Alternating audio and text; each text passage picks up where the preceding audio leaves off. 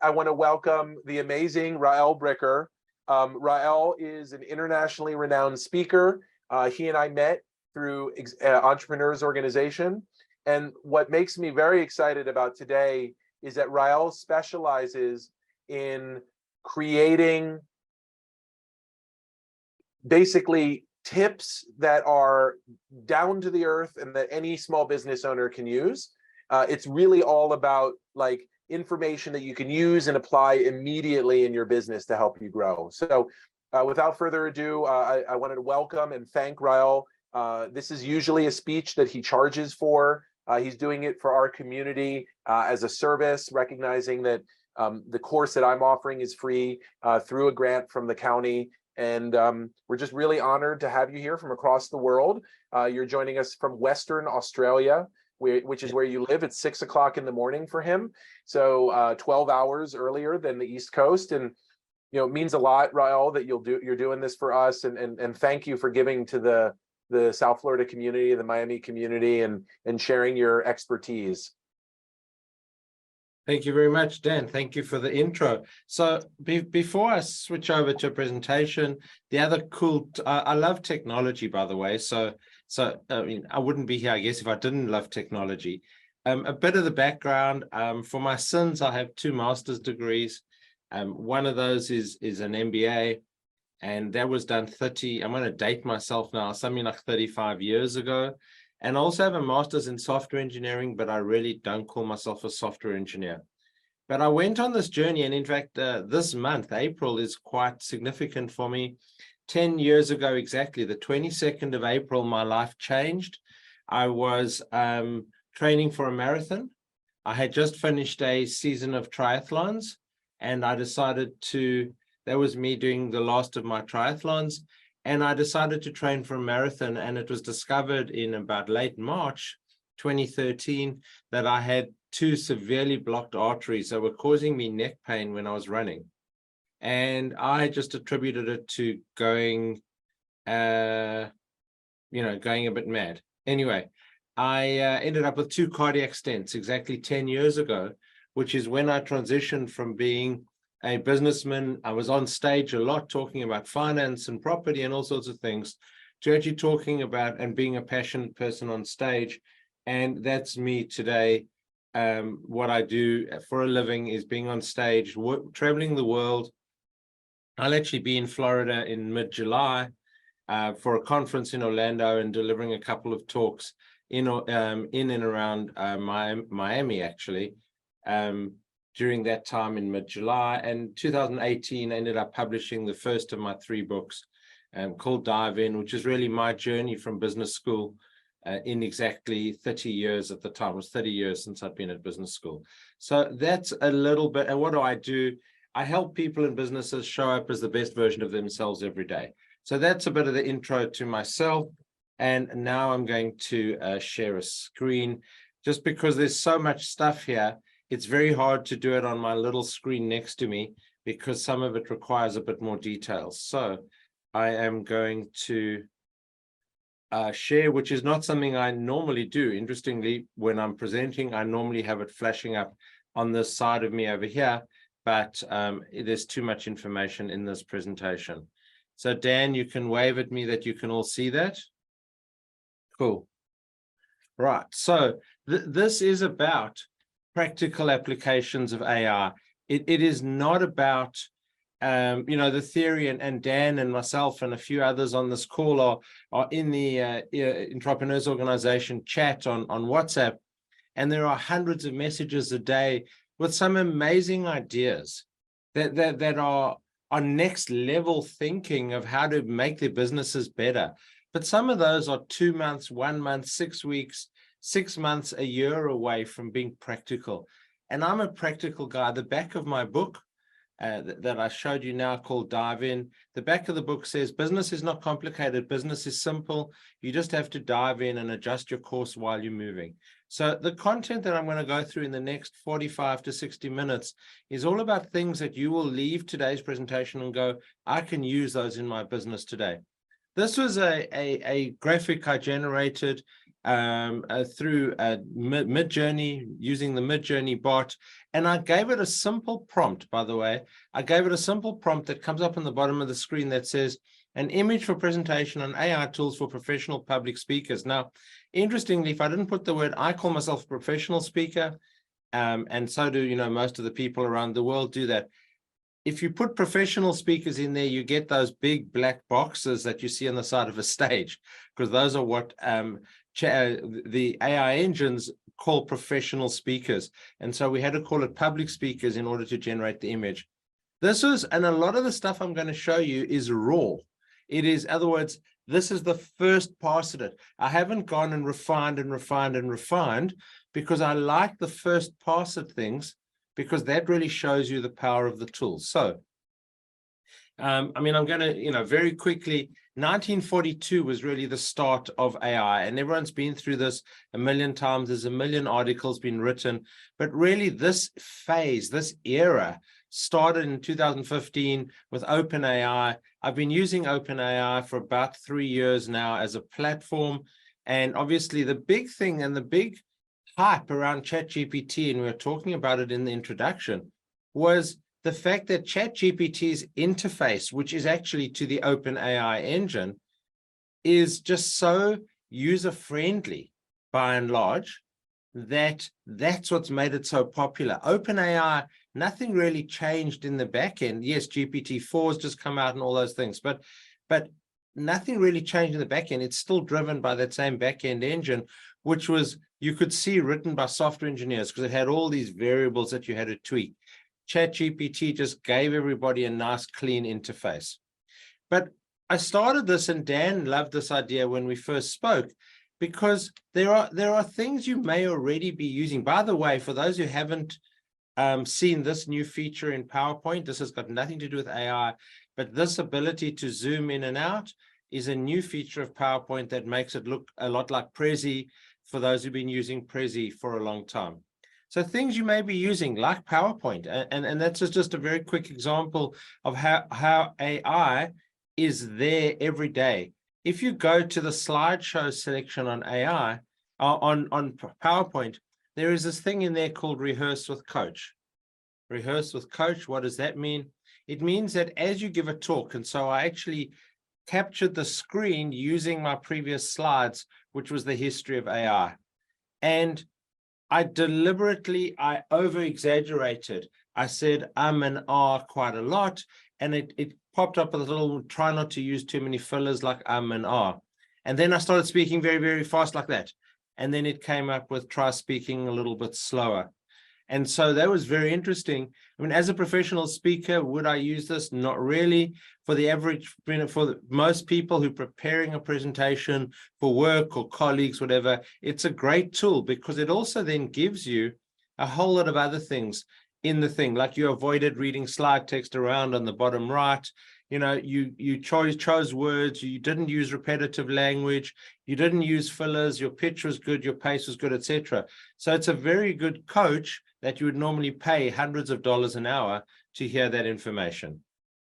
Okay, so what's all this craziness about? Now I'm going to start off with a very simple ChatGPT example, and then I'm going to go into a lot more detail.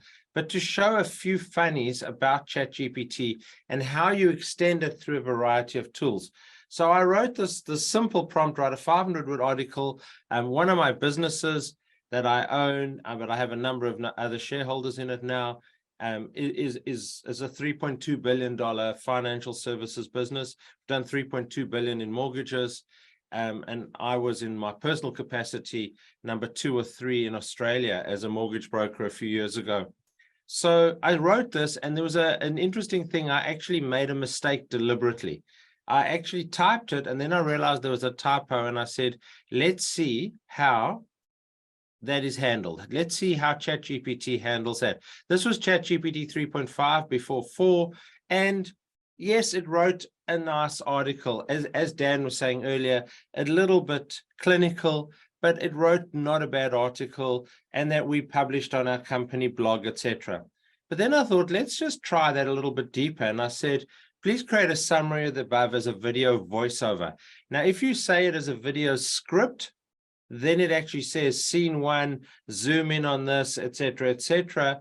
But you know, I just said, let's just take this as a video voiceover and let's see what happens. And that was what came up. So then I said, well, let's find another tool, and the text to video tools come up. So the one, there used to be a tool called Vidnami, which got bought out and has sort of disappeared off the market. I use Lumen 5 quite a lot. There's Synthesia, there's a few other tools in this space. So what does Lumen 5 do? I took that exact same summary, and I hope that I shared audio. Let's see if this works. I said, I went to Lumen 5, I put that exact same summary in there, and I said, create a video, and this is what came up. Just message me on the chat if the sound is coming up. It's not. It's So, not. Okay, I apologize. Let me. Yeah, so if you take it down and then. Yeah, I will do that. Sorry, I just, as I said, I don't. Okay, hang on. Let's pause that and share it again. Share screen, share sound. That's better. PowerPoint, slideshow, share it. Okay.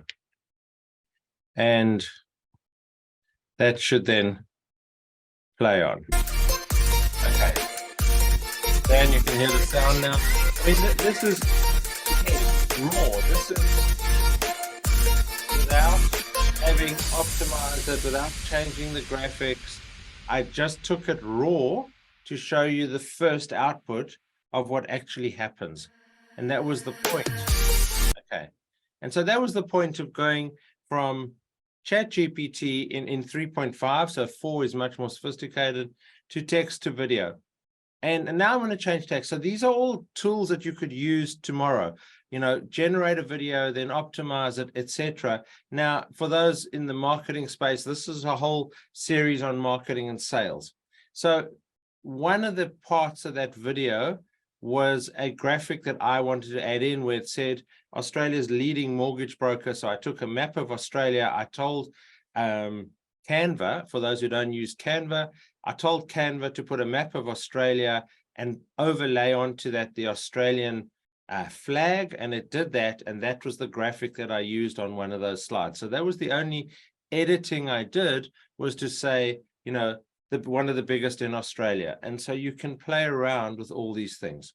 So the next thing to look at is the challenge in sales and marketing is, how do you reach out? Because if you're like me, you get a million messages on LinkedIn every day from people trying to sell you stuff. And I'm much more of an email person than a LinkedIn messaging person. I mean, LinkedIn is great to connect, but then I try and take stuff off LinkedIn pretty quickly. So how do you reach out to people?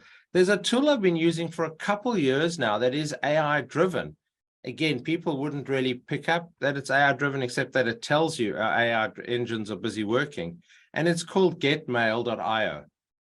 And it is a Chrome add-in. We were talking about Chrome add-ins earlier. And how does that work? It's not one of those that LinkedIn has a problem with, because it doesn't actually go in and, like some of the LinkedIn helpers and stuff, which were Chrome add-ins, where they used to actually, you know, send messages through LinkedIn. And so they're almost hacking into LinkedIn. This is actually completely separate. It's just a Chrome add-in, but it picks up the fact that you're on LinkedIn. So Matt Comyn is the CEO of Commonwealth Bank, the one of the largest banks in Australia. It is, you know, the equivalent of probably a Citicorp or someone like that in the US, one of the very large banks. And he's a second level connection, even though I've been in the finance industry for a long time. He's, you know, at the right hand of God, and that's not a religious comment.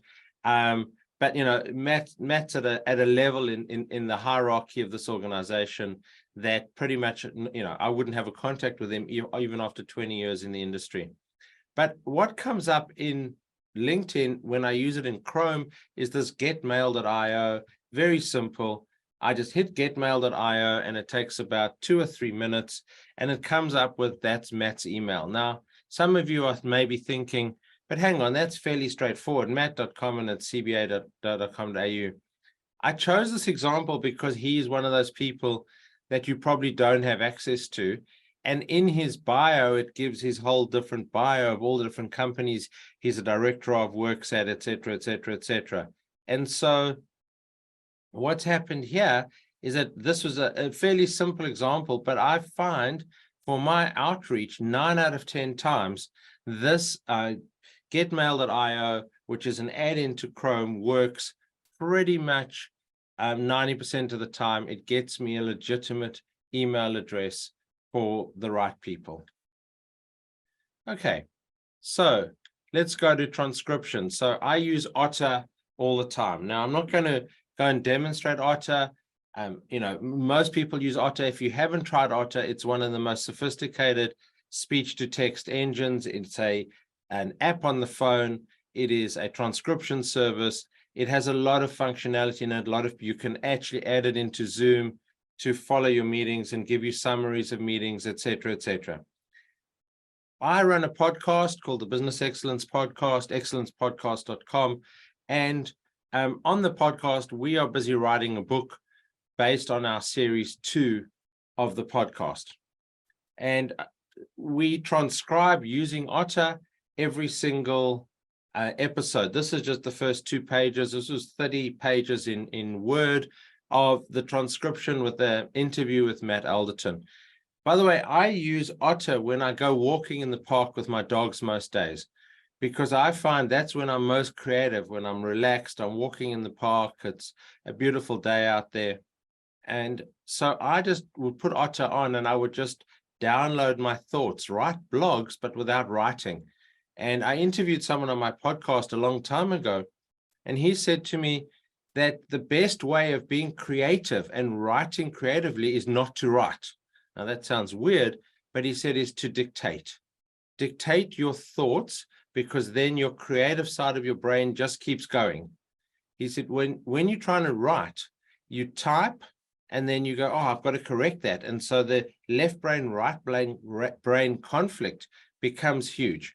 I found Otter's amazing. When we had lockdowns over COVID, I went walking with my dogs every single day because I was working at home and there's a massive park near my house.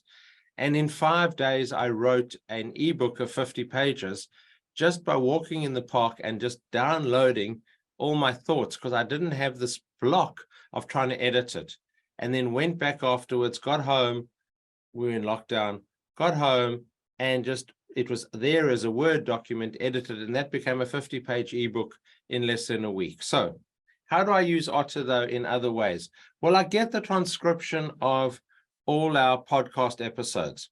And then I said, well, that's great, but in the early days of ChatGPT and GPT 3.5, there was a 1,000-word limitation on summaries. Well, that's changed a little bit, but still not big enough to take a 30-page document. So I went around and I looked for some other software, and that was called Notion. Again, another AI tool. Notion is much bigger than the application I'm showing you today.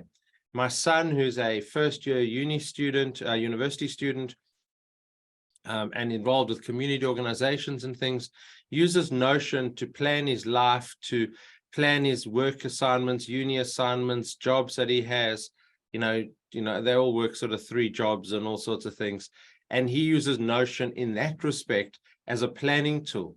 I use Notion to summarize my podcast episodes. So I took that 30-page document out of Word, dumped the whole thing in as a text file and said, please summarize. And that Matt Alderton interview came up with that page. That's it, 5 tips. And so to look at a little bit more of the detail on that, that was the tip number 1, because our podcast, this particular series is called the Top 5, where people give us the top 5 tips for something, and he was talking about networking. And so this was the raw text, no editing of what he actually said, and that was how Notion summarized that.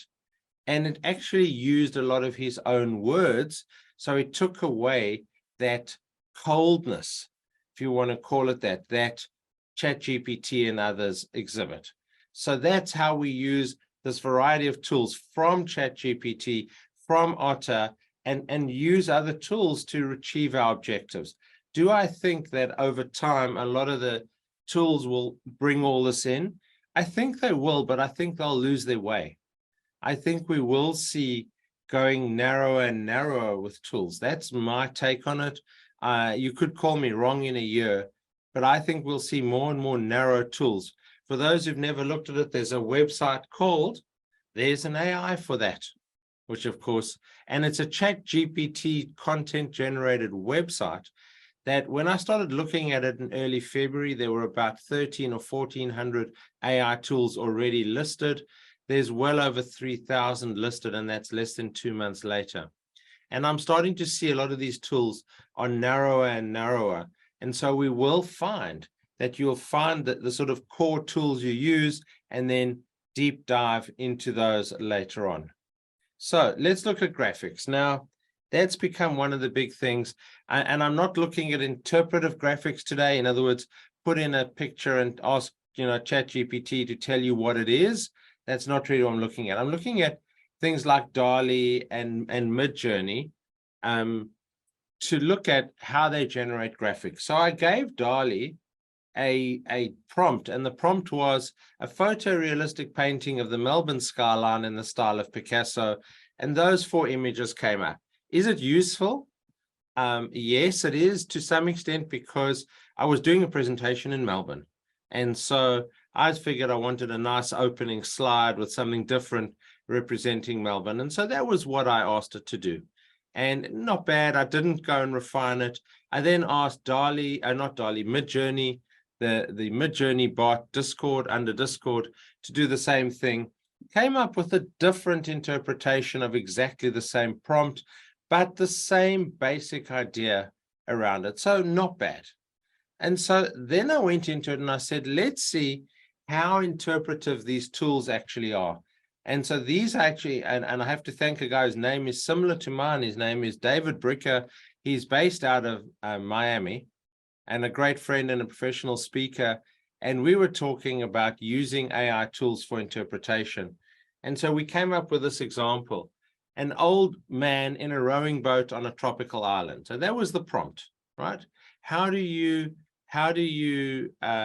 generate? And I went to the tools. This is Midjourney, and I said to Midjourney, tell me about an old man in a rowing boat on a tropical island. And so when you start analyzing this, well, the second one, the one on the top right, that's great, except I'm not quite sure where he's going to go if that's a rowing boat, because that oar doesn't have pieces, has pieces missing. The first guy, the third guy, and the fourth guy don't really have oars anywhere visible. Yes, they followed the old man in the rowing boat, but the key there was the rowing boat having an oar. And so very disappointing in terms of the interpretive way that you can generate graphics. Again, I didn't go for very long prompts. I wanted to see at a raw level what we get generated. So not bad. And the image quality is really good. So that's the other thing, is this image quality from these is really good. So I went to DALL-E and I said the same thing. And now we get some really weird things. If you look at the first image on the left, not quite sure where the rowing boat fits into that. You can sort of see the tropical island. The second guy's hands are really weird. He looks like he's rowing in a boat. It's interesting there, most rowing boats would have of that size, would have some sort of hook or some sort of loop where the oars go through. But when you start looking in detail at his face and things like that, there are a few challenges there. The third guy, his hands are really weird. He has one white leg, and I think it's a black leg. It's kind of weird. Even the contrast there wouldn't be sun-driven. And the fourth one, again, has an oar with no head on it. So again, weird level of interpretation. The problem with the graphics is as soon as you ask it to put words in it, they go completely mad. And I still don't know what language they're generating those words in. So let's look at that. I gave it a prompt. I said a rusty old sign in the desert that says amazing. And I'm not 100% sure. They got the rusty old sign in the desert, but I'm not sure what language that was at all that was used. So, in conclusion, on the graphic side of it, I think that the graphic generation is improving every day. I think the putting words into it is still a while away. I haven't seen anything coming up with that of any note lately. I haven't seen any major changes, but I think the ability to be creative and generate graphics like the old man in a rowing boat, I don't think we're there yet with graphic generation, but I think we're heading there. There's just too many funnies, hands, faces that are not very representative. Right. So let's go to some more tools. So these were tools that I actually were, the first one that and the second, I was on a plane 2 weeks ago, 3 weeks ago, and I had Wi-Fi on the plane, was looking at some tools on AI, saw these, screen grabbed some shots and actually put them straight into this presentation that I did 2 weeks ago in Melbourne, and it's even been updated with more tools since then. So Fusion is interesting because Fusion is actually a prompt generator. And so I was doing some work with a company called Emma and Tom's. They produce sort of muesli bars, health bars, and fruit juices. And I just said a social media campaign about Emma and Tom's products. And then it came up with a prompt that said, write a short social media campaign explaining Emma and Tom's products, focus on products, unique selling points, and how to benefit the customer. Interestingly, it didn't know at that point who Emma and Tom were. And so I actually had to refine that prompt a little bit more. That said, write a post for Emma and Tom's social media campaign about the health benefits of their products, focus on why their products are healthier than the average junk food, and provide concrete examples. And so then it went and actually, came up with some real facts. Not all of them were facts, by the way. Some of it was made up, but nevertheless, it was there. And so that was one way. A lot of people struggle to actually write prompts, and I'm going to go through that in a lot more detail. Okay, so sound is another problem. There's lots of websites that have free sound, royalty-free sounds. Well, why bother with those when you can actually create your own? SoundDraw is one of the better ones I've seen. And there are, looking at the tools, there were 90 listed yesterday, 90 different sound generation, royalty-free, AI-generated music. So what does it actually sound like? Well, let's look at it a little bit more. So there's all these words on the screen. Do you want it angry, busy, dark, dreamy, elegant? I just said glamorous. Now, I don't know what glamorous music means. And I didn't, this was raw output. I didn't look at genre. I didn't look at theme. I put a length of 3 minutes. I didn't fiddle with a tempo, and I didn't fiddle with the instruments. You can change it from piano to guitar, etc., etc., etc. And the output that you can hear is just an MP3 file of this music. So now, going right back to Lumen 5 that we used earlier to generate the video, you can generate your own royalty-free music and drop it into videos, and play with it. You can make, change the beat, change the tempo, add things together. That I found pretty good. There's another tool that came out this week called the LinkedIn Post Generator. So you may be thinking, well, that's great, but ChatGPT with GPT-4 does a lot of that. Well, this is actually a tool that uses not only GPT-4, but a couple of the other tools that are out there, and very, very simple. So I put in the post that I put up on social media over the weekend about the change in my life 10 years ago. And that was the entire prompt that I put in.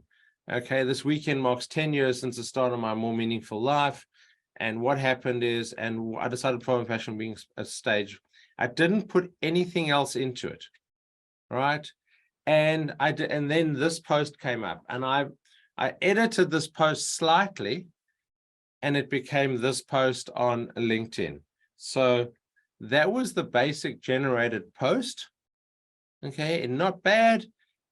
but it also was quite clever in that it's aimed at LinkedIn, whereas when you say ChatGPT, write a LinkedIn post, doesn't always put a call to action into the bottom. And for those who specifically in the marketing, this is about marketing and sales, at the bottom of that screen, there is the call to action. If you're struggling to find your purpose, remember it's not too late to start, etc. So I found that was quite interesting, as opposed to using ChatGPT to generate the same thing. The generated post with the same prompt here was much better than using GPT on its own. And that was the final output that I put up on social media, and had I don't know, a couple thousand views in the first few hours. So it obviously did something right in terms, and it was posted on the weekend, and also was a public holiday in Australia on Tuesday. So it was sort of a long weekend, not a lot of people on social media, on at least LinkedIn, being a business network. The other one is, as business people, we often spend a lot of time worrying about names of our businesses. So I found this other tool called Name Answer Report. And so you put in a concept. And so I used a company that uses AI autonomous agents to help people come up with names for their startups, which is exactly what Name Answer does. Okay. Generated on April the 19th. So that's, a few days ago. And what did it do? It gave me 20 different names, but more importantly, it actually looked for the .com, the .net, the .org, and then also looked at the Google keywords. We're talking about sales and marketing, and it said the keyword isn't popular, 22 results, 3 results. And there were other keywords that came up that said, 20,000 results on that keyword.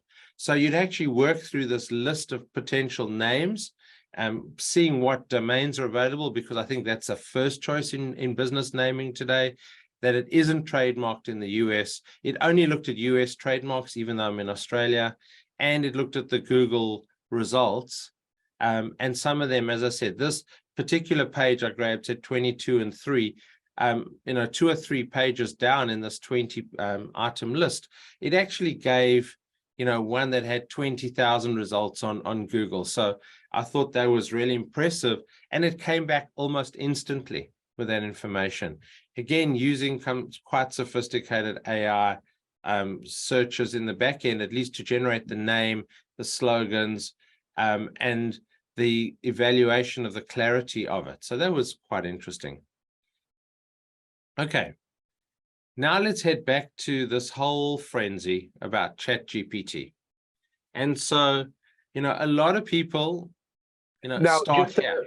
Sorry, Yes. what I'd like you to do is go back to the other slides, and let's just go very slowly through what are the tools names. I'm going to just quickly type them into the chat, and then if somebody could find out the website, we'll throw that in the chat. So I just wanted those. Okay, so I'll start off with the first thing. Most of them are actually, if you search, there's a website called There's an AI for That. Okay. I know that sounds really weird, but there is this website called There's an AI for That. And that lists over 3,500 AI tools. Now, it's a pain in the rear end. It's a pain because there's so much stuff in there. You almost, I think Mark used the words, deer in the headlights kind of thing. Yeah. So just to run through it quickly. So you mentioned Notion. I don't think you need to go through the slides. Notion was one. So Lumen 5. Lumen 5. What else? Okay. Getmail.io. Getmail.io. Got it. Yeah. DALL-E and Midjourney for the graphics. Got it. Keep going. And then I'll go back to this zoom in. So Fusion. Okay.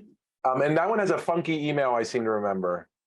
Funky yes, it was a weird again, Fusion I found coming up on There's an AI for That. It was literally launched the day I looked at it.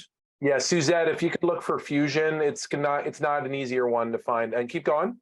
Yeah, Fusion, SoundDraw. Sound draw with 1D, okay. Yeah, so yeah, 1D in the middle. Yeah, correct. And LinkedIn post generator. I should have put the URL on here, but again, that came up off there's an AI for that. Perfect. I think there's one more. Yeah, and Name Answer. That's the name of it. Name. Yeah. And Yara Name put that one in. Name Answer. I love Okay. Name Answer. Actually, I love all of them. They're great tips, Rael. All right, keep going, and then we're going to open it up to questions. Thank you. Yeah. So ChatGPT Frenzy. I started off with this, write a blog of 2,000 words and the title should be Tips for Being a Better Public Speaker. And again, I chose that deliberately because it's a broad topic, right? And I didn't, not knowing your audience today, I did all this yesterday. Using the GPT-4 model, and I said, just quite simply, let's use something that everybody's concerned about, which is how to become a better public speaker. As a professional speaker, I often am asked to coach people in their profession, in their public speaking. I've got a major presentation and I work with them on that. And that's not a sales thing, by the way. That's just why I chose this topic. Okay. And so there it came up with, as typically GPT would, things for being a better public speaker. So now let's get into a little bit more of the salesy and marketing stuff. So then I went back to the prompt and I said, include internal links using markdown hyperlink words. At 6 links, use a keyword-rich anchor text. And here are some links to include as markdown in the internal links in the article. Now, I'm not going to go into the technical descriptions of those, but that was my SEO specialist said, start adding these sort of terminologies into your prompts, okay? And by the way, he writes prompts that are 4 times longer than mine because he even puts more SEO stuff into it. But let's start with that. So I added into the same prompt, and this is what comes up. Straight setup with different size headings, with the built-in video links that you can literally cut and paste this into a blog, into an article. Okay. And so if you compare those, that was where it started. And if you were doing this as a blog, you would have to do it yourself or find your VA, you dump it into whatever blog site you were using on your website, and then you'd have to go in and edit it, make headings, put your interactive links in, etc. This has gone and done all that already. Okay. So I thought that was quite powerful. So I said, okay, well, let's keep going. All right. Let's change tips for being a better public speaker. Let's go write 5 clickbait headlines for this blog. Okay. And using a word like clickbait, it's something I wouldn't have thought about until a few weeks ago, but it's really come up with some interesting headlines. Okay. So, become the public speaking pro you always dreamed about in just one read. I mean, it's a little bit out there, over the top. And as you started off, Dan, in the introduction, you said, this is great, but then you have to still add some sort of human element into it. So, we keep going with that. So I said, great, give me the clickbait headlines. And then I said, write 5 information-based Instagram posts. In fact, my SEO guy that I've done a lot of dual presentation with, he's also a professional speaker here in Australia. He actually uses Twitter a lot. So he said, write information-based tweets. I don't use Twitter at all. And so, I should, but I don't. And so I just said Instagram posts. What was interesting in this respect was that it actually tells you what image to put in. So it actually writes the information-based post and then says, discover more tips in our latest blog, which is interesting, and then tells you what image to put in. So you could take that prompt, that image prompt, and go to DALL-E or Midjourney or Canva. Canva today has the AI tools built into it. Canva, as you may know or may not know, Canva actually originated in Perth, where I live. A number of years ago. It was actually invented in someone's lounge room and is today one of the most popular graphic tools around the world. And recently they've actually added in text to graphic prompts into Canva. Again, there's a lot of work to do in that space, but you at least have the prompt in here telling you where to go with it. So I then said, and again, I just highlighted that it's still as intelligent, that THSI and THIS, it kind of sees as the same thing. Write a script for a video advert of 60 seconds for this blog.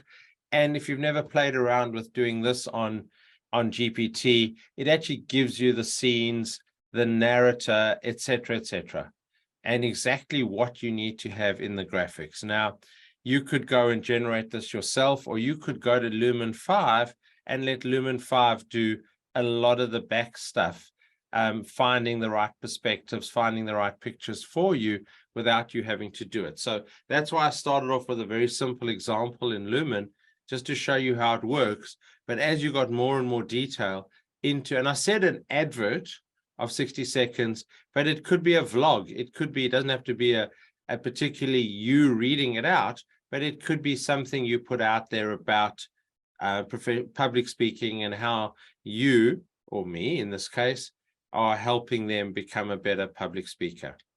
And so then I went more into the SEO, and I said, make a list of LSI keywords from the article, and it did that. So, you know, there were 25, I think, that it came up with. And then I said, great, write a list of related blogs that I could write based on the LSI keywords and existing content in this blog.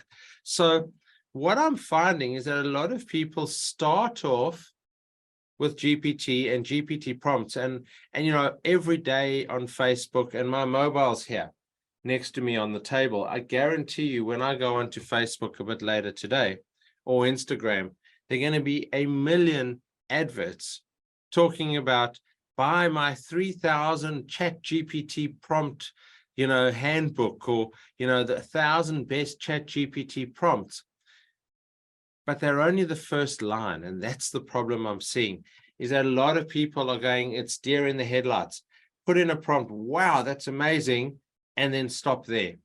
And playing with these, I mean, playing with OpenAI over the last couple of years, and then ChatGPT more recently, you know, the trick to it is actually limited by your own imagination. It is about, how do you go, I've written this article, great, now where do I go from there? Let's optimize it. Let's, you know, make it less written about, written by machine. Let's look at it and see a little bit more about what, you know, what we can do. So here was, write a list of related blogs that I could write. So you've written the first one, and now it's got all these, you know, these things. By the way, I just see number 8 there, and it's just a little advert for those who've ever been interested in nonverbal communication. A great colleague of mine and friend out of America, who by the name of Michael Grinder, or Grinder, Grinder, is probably the best speaker in the world on nonverbal communication. And so if you're ever interested in finding out about how to do that, I mean, I did a 5-day course of his that changed my entire professional speaking and the way I spoke. I mean, it's a little hard to do it on screen, but when you're on a stage, and the tools he taught me were just absolutely amazing. So that's, sorry, just a complete aside, but that I asked about being a better speaker, and it picked that up as one of the options. And then I went to the next one, and I said, based on popularity, which article should I write first? And so not only did it give me these 20-odd article topics, but it said techniques to calm your nerves and boost confidence, okay? You know, and gave you a reason, interestingly. So it didn't just say, and that is a big change I've seen in GPT, is when it first came out, 3.5 on ChatGPT, and you asked the same question, it would literally give you the first 2 lines. Based on popularity, the article you should write is blah, blah, blah, blah. What I found with GPT-4 is it's actually adding the logic that it's used in the natural language program, in the language processing, to actually tell you why it would use that prompt. Okay. And so, you that is where I'm going to stop for now and take some questions and stop sharing, take some questions. If there are any, if you didn't understand the accent, I do apologize. It's not Australian. I am from South Africa originally. And so it is this mixture of Australian and South African. Oh, that makes a lot of sense. Well, there are some questions in the chat we can start with. Actually, I had never heard the term LSI keyword, so I went and looked it up, and it said it's words and phrases that Google sees as semantically related to a topic. So like, if you're talking about a car, automobile, engine, road, tires, vehicle, and auto transmissions, what does LSI stand for? What exactly is an LSI keyword? So LSI keywords are, it's a very interesting question. It's like if I ask people on this call, what is GPT, and most people wouldn't know it's generative pre-training. And so it's a very, you actually caught me there, because I can Google it. I've gone blank, and it's 6:30 in the morning. And I use LSI so often, and I've just forgotten the definition. Yeah, what does LSI stand for? Let me tell you. While we're looking that up, latent semantic indexing. Okay, sorry, I had to think about that for a second. That's cool. So that's exactly what they are. They're related semantic keywords that Google will use when you put in a Google search, that it will say, well, these are words that are similar. Let's see what else comes up. And you often see that when you do a simple Google search. It says, yes, we've done this, but this is missing this word, and this is missing this word. That's where that LSI keywording comes in. Yeah, and I mentioned this during the masterclass today, but do not count Google out, guys. Like, they've spent the last 20 years on things like latent semantic index and other language parsing tools to help you understand the intent of what you're trying to get, and then give you great responses through the vehicle of internet content. Like, when Bard comes out and is fully launched, they're going to be a fearsome competitor to Microsoft and OpenAI. So let's keep talking. There is a question about plagiarism and the plagiarism check. I've checked with lawyers. There is not a plagiarism risk with generative AI. At least not with the text. When I was a journalist, basically the way we were taught is that you never copy word for word stuff that appeared somewhere else, but you can rephrase it and you're fine from a kind of copyright perspective. Ideas are not copyrightable. A string of words in a certain order is, and because generative AI on the text side is creating brand new orders of words, there isn't a copyright or plagiarism risk. Now, a lot of colleges are starting to use detectors of generative AI and punish students as cheating if they use generative AI on their coursework, and that is a different issue. That's more of an ethical issue than a legal one. And so, in most business contexts, I do not see any legal copyright issue related to using generative AI for text. Now, on the image side, Getty Images is suing Stable Diffusion for using some of their imagery, but I don't think for generative AI on the image side that it's going to be an issue either. But I'd love your thoughts, Raul, on that. Okay, so interesting. One of the very first tools that I saw was called zerogpt.com. Okay, and looking on there's an AI for that. There've been a whole lot more listed recently. Zerogpt.com, you actually can put in a piece of text generated by GPT, and it'll tell you its percentage belief that is a GPT generated content or not. Okay, and so I was talking to my son who's in first year at university, and they've always used plagiarism software. And my daughters, who, you know, my oldest is almost 30.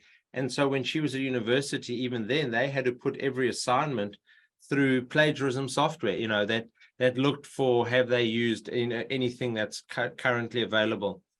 I think the plagiarism with generated text is going to be less of an issue. I think from an academic point of view, I think it's a huge challenge. And again, using my son's example, my son is doing, one of his courses is coding, and he was struggling with a particular aspect of coding, and he called me.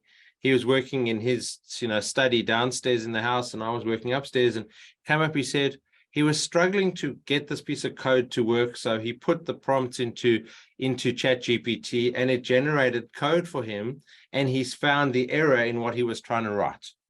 Okay. That's which awesome. which is awesome. But what does it mean? But it still meant that he needed to be in the back end. He still needed to be writing the prompt, to doing it, etc. And so that was very interesting. Yeah. I mean, I just wanted to interrupt for a sec, just to make sure we get enough time for all the questions. So what was the name of the guy you mentioned who did a course on nonverbal communication? Did you say Michael Grinder, or Grinder, depending on how you pronounce it? Grinder. Grinder. And what was his first name? Grinder, yeah. Michael Grinder. And that's nothing to do with AI, by the way. He's just probably one of the best people I've ever met on nonverbal communication. Got it. And then I wanted to show you a picture. You were talking about GPT-0. It turns out that it was created by an undergraduate from my alma mater who's 21 years old. And he did it for his senior thesis. And I was just reading about it in the alumni magazine. And GPT-0 basically detects if you use generative AI, and now a lot of schools are using it to catch students who are sort of basically having GPT write their papers for them. So it's funny that you mentioned it, because I was just reading about how it's a kid who did that. Hasn't even finished college yet. Well, that's, how many things have happened with someone, having the time and the ability when they're at college to do that sort of stuff. I mean, one of the things is, and it's pretty hard to get it to work right now, but if you do a Google search for 2 words, perplexity and burstiness, okay. Now, most of us know the word perplexity, but the word burstiness is a very interesting one, okay. And you have to basically tell ChatGPT to use the concepts of burstiness and perplexity in writing the content. Okay. And what do they do? Perplexity is basically, it throws the problem with the generated content is that it's procedurally generated. So word by word, it selects the next probable word from a number of weighted options. That's really how GPT works, right? It starts a sentence and says, based on what we've learned, what is the next probable word that somebody writing this would use to add? And that's really how it works, right? Generative pretext. So it uses the pretext to generate the next versions of the text. That's what it does. When you add perplexity into it and burstiness, they really add a complex randomness into it. And I mean, perplexity says it adds chaos and randomness into the system. But when I've actually managed to, and it doesn't always work, and this is my challenge, right? But you actually tell it to use the concepts of, if you search for it on Google, there's a whole paragraph you put in first that tells ChatGPT to expect a prompt and tell it to use these concepts of perplexity and burstiness. Okay, I know that's sounding a little bit like a guy trying to write code in midair, but basically what happens then is it actually makes the text, and I've tested this. I've taken a piece of text and put it through Zero GPT, which says, that's 80 or 90% GPT generated. I've then told ChatGPT to use these concepts of burstiness and perplexity and redone the same words, and it's come up as 30% GPT generated. So it's something that's going to be more refined as we move along, but it's going to take a while to get there. But these concepts are starting to come about. I mean, you know. So I'm sorry to interrupt. So Julie Jeffries said, how can you be sure those music generators are actually original, that they don't contain sound bites from other music?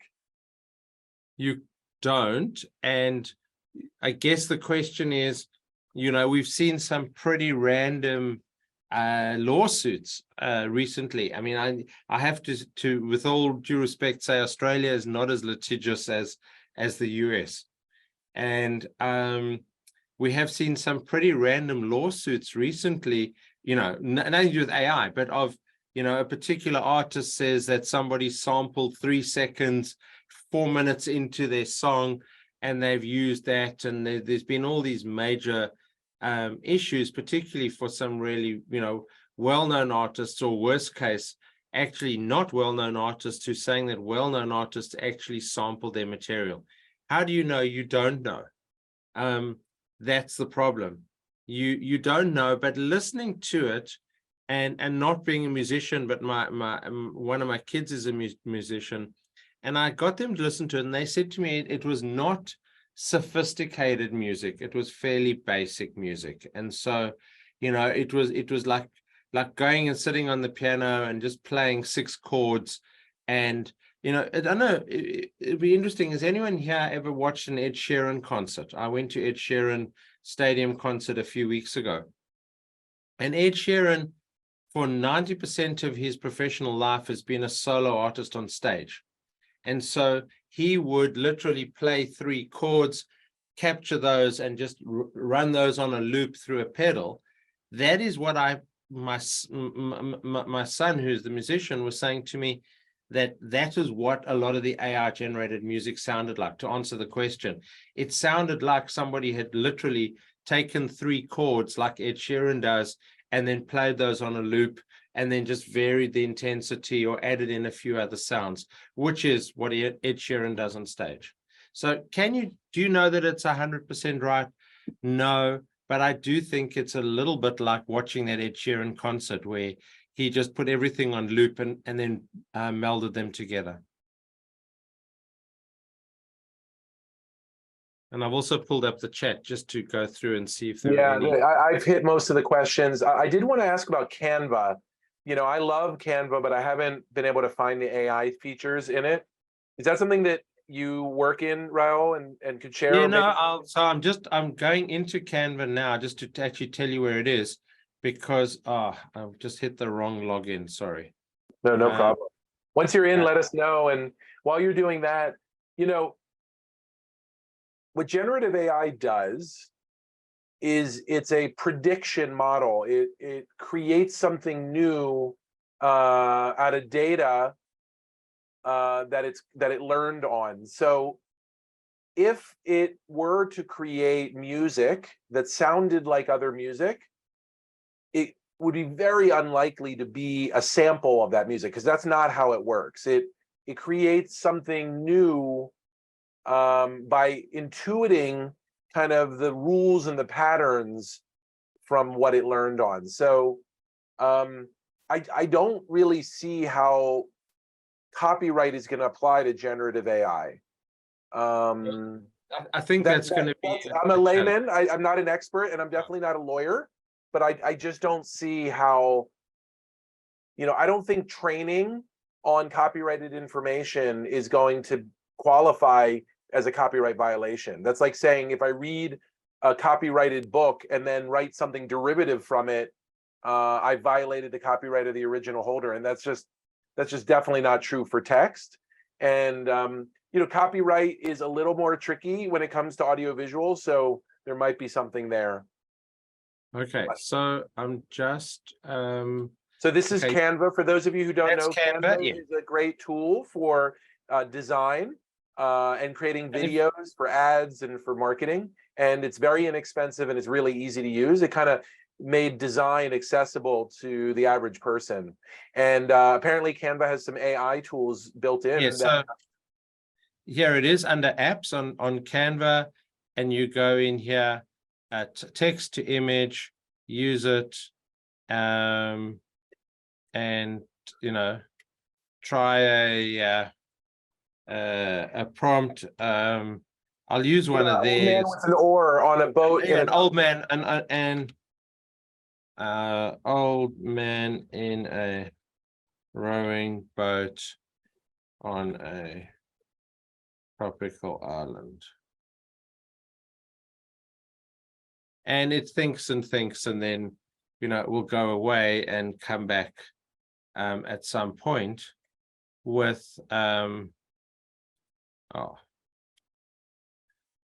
That's great. By the way, if anybody has a question while we're waiting for it, Yeah. there it is.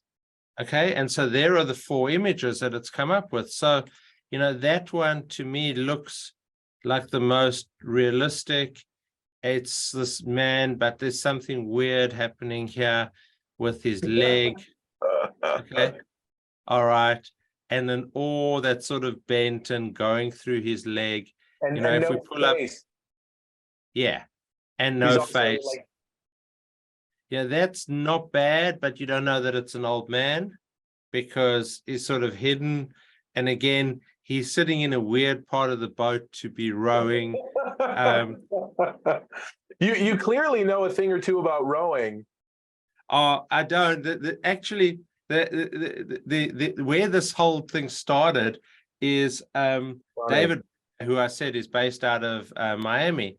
Dave has he's a storyteller, teaches storytelling, and he actually spent a few years in the Bahamas on a boat. And his book is called Story Sailing. So he's very into his boats and being on the water.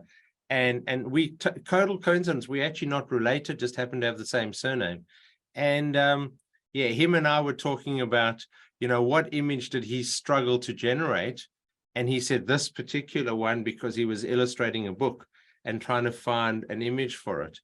And so it's become sort of my standard go-to because it just something, and you would think it's not a complicated prompt that. I think that's the big thing about the graphics is not a complicated, but this is what I started out by talking about PowerPoint and AI. These tools exist. I've been using Canva for a few years, and it was just an email that I got from Canva saying, oh yeah, we've introduced, some AI tools into Canva. And so I think that's almost going to become the norm, that mainstream software developers, as I said, like Microsoft, who put AI tools into the Microsoft suite. I think that'll become the norm now, that'll have another purpose. I mean, 99% of Canva is not about AI. But when you're in Canva and you're going, oh, I really need an image like this, and I don't like, because for those who don't know Canva, and I'm not going to go into graphics, but if you're in there and you go, well, let's find something in here, and we want a rowing boat. Well, it'll come up with its sort of standard sort of pictures, and you can use those. And I mean, that's not a bad picture, but you'd have to then sort of do some editing and put your old man into it. So that's where the AI tools are going to come into their own, is when you're in something like Canva doing some graphics. It has an amazing library built in, but sorry, and that was what I forgot to do, was the share, right? It has this amazing library built into it, but it's when you say, well, that's a great image, how do I enhance that image? How do I get more? There's another one of someone in a rowing boat, but then you go to the AI tools and you actually create your own. So that's, I think, where these things are going to come into their own, not necessarily as sort of standard tools like ChatGPT and others that I spoke about, which are standalone AIs. I do think that they're going to be integrated into more and more bits of software. Yeah, yes. So Ebru Ozer asked, how can we feed AI with our drawings or artwork to make image output better? For instance, based on the example you shared, if I fix the letters on the sign by using some Photoshop, she's referring to the old signs. Yeah. Can we upload my Photoshop version to correct AI output and continuing editing and regenerating in AI? Yeah, so I use two things I use DALL-E, DALL-E, and I use Midjourney. Now, Midjourney is kind of weird. I say that with all due respect. You can see it was designed by by software geeks, and I was one of those at one point in my life. So I can kind of say that with all due respect. I'm just opening up Discord in the background to show you how that works and why it's so. It's probably one of the best graphic generators. Maybe later. And so while you're doing that, I too had a lot of trouble getting generative text to work. It's definitely in a less mature place than ChatGPT and text. It's a harder use case, clearly, and we're in the early days of them figuring it out. I think they'll figure it out sooner than later. But I love those signs, actually. Okay, so this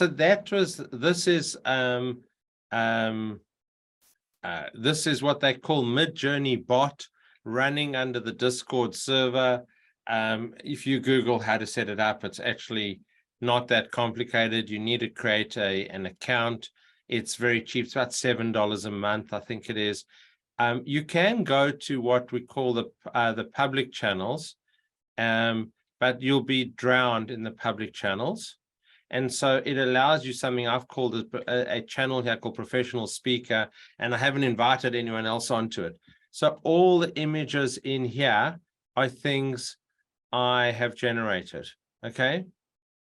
So, here was one I did, a photorealistic interpretation of the idea of business excellence. Okay, what you can do, and I'm just going back up because I've got an example of it. Okay, that is one where I loaded a photo of myself. So that answers whoever's question that was. DALL-E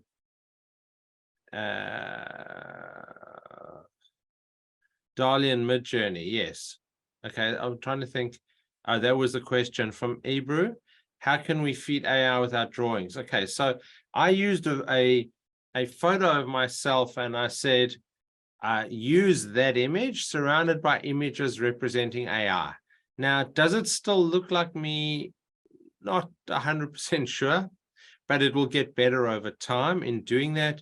And again, I didn't go to the refinements of it, but you can keep refining it. But I was playing around with something for a LinkedIn post and I said surrounded by images, and I even spelled representing wrong. Okay.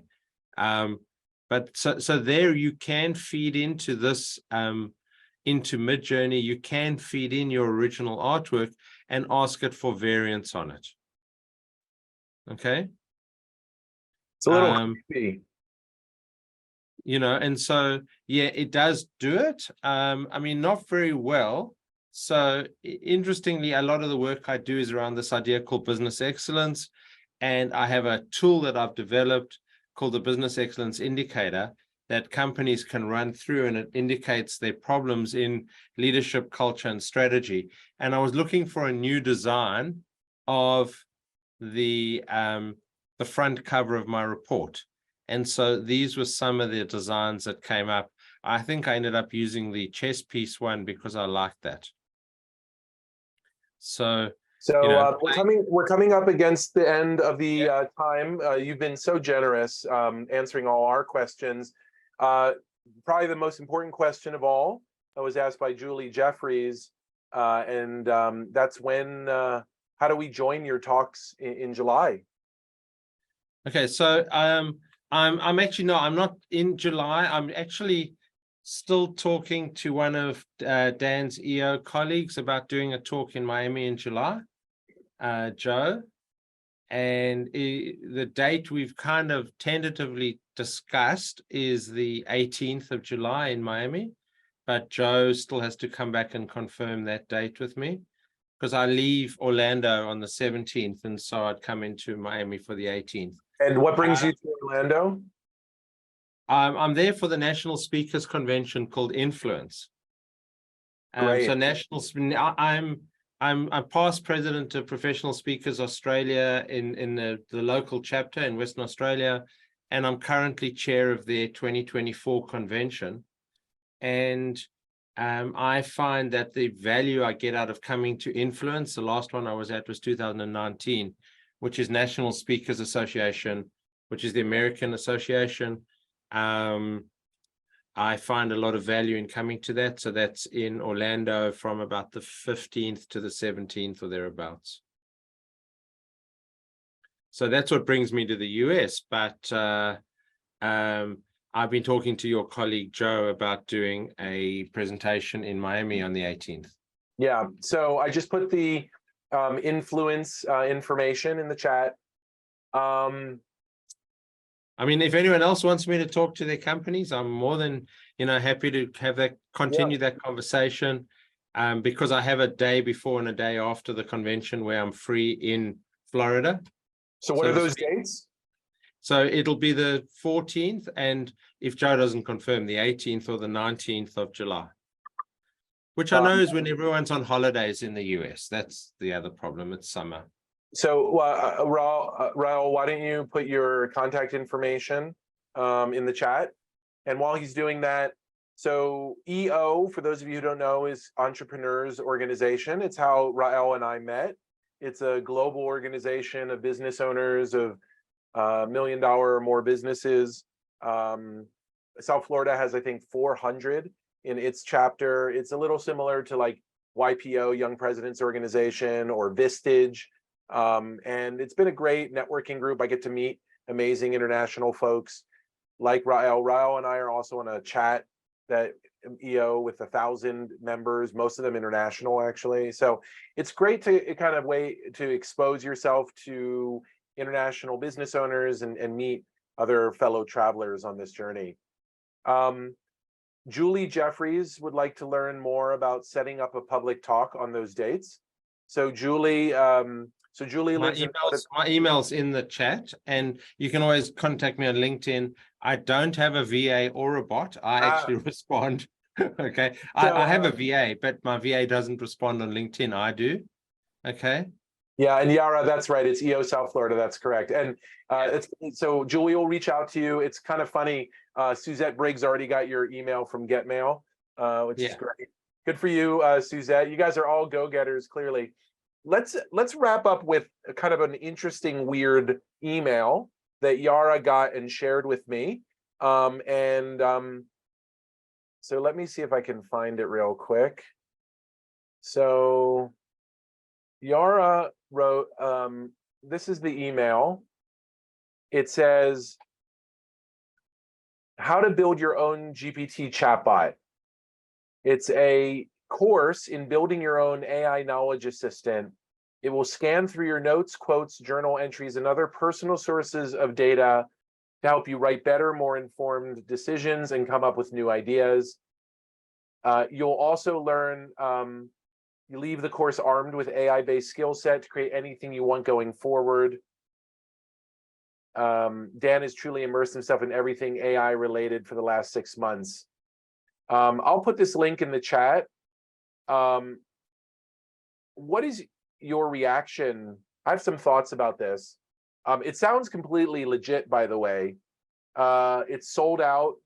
The guy who runs it is definitely legit. His name's Dan Shipper. He writes about AI for one of the biggest newsletters covering AI tech.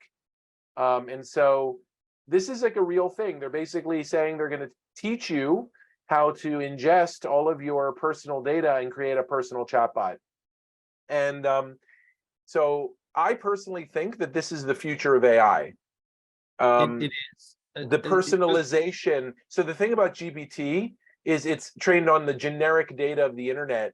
What this guy is doing is training your chatbot on your personal data so it can write with your voice, your style, your tone. It's absolutely coming. And this guy is basically teaching you how to kind of get ahead of the curve. Well, Dan, and I'll finish off with a practical application in my financial services business. We decided we want a chatbot for our website that's intelligent enough to answer basic finance questions. So I started off with going to GPT and saying, what are the 100 most popular questions asked of financial advisors in Australia? And I want to make it Australia because in America, it would obviously be different. And it gave me a list of those 100 questions. I then sent it out to all my advisors that work for me, 12 of them. And I said, okay, cross out the ones that you've never been asked and I've been doing this for 22 years. And I crossed out some of the ones I'd never been asked about before. And we got down to about 50. And then each of my team members, I said to them, now I want to know in your words and your style, how you would answer that question in a paragraph. And so they are busy working on those 50 questions so far that we will use to train the bot that's going to be on our website. And so to create a bot on the website, you do need to give it information. And I figured I've got 12 advisors. If each one of them answers 4 questions, that's 50 questions answered to start the generation of this bot in terms of what it can do. So it's not a personal bot about writing my own stuff. It's about when someone comes onto our website at 3 o'clock in the morning and asks a question, we've started playing with it and we've put in questions that we don't have the answers for, and it tries to answer it and then says, look, if you want more information, give us your name and details and someone will contact you. A real human being will contact you tomorrow morning. And so we're in the process of building that bot for our website. It's a great place to end, the mic dropping moment. Enjoy the rest of your morning, sir. Thank you, everyone, for coming. You guys are troopers.